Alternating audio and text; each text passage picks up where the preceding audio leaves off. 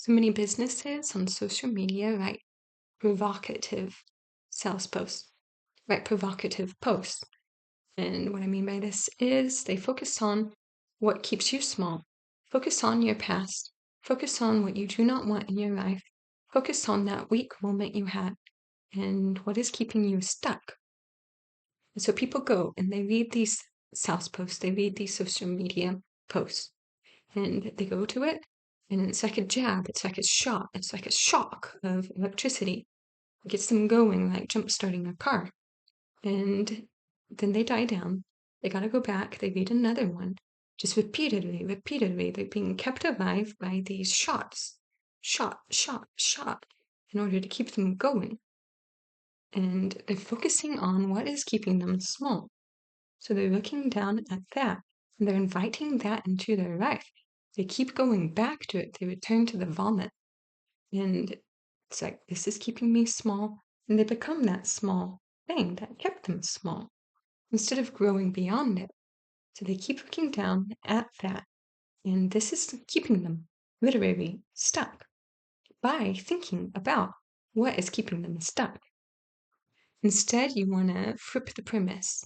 You want to think about what makes you strong, what makes you powerful, what makes you confident, what causes you to grow. You want to nurture what you already have in you, even if it's the size of a speck.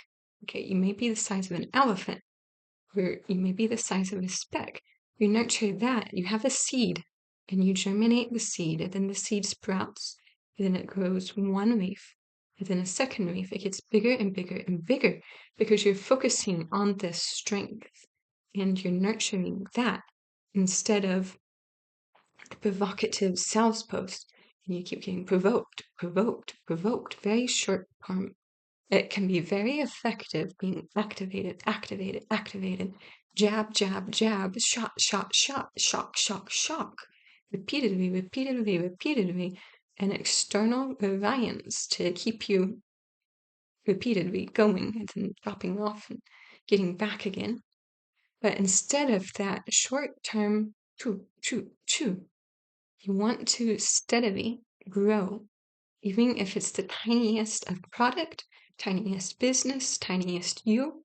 You want to grow what is good and focus on the good and growing and nurturing that so that you actually thrive instead of focusing on the external shot that keeps you repeatedly needing to go back and focus on the small and keeps you stuck.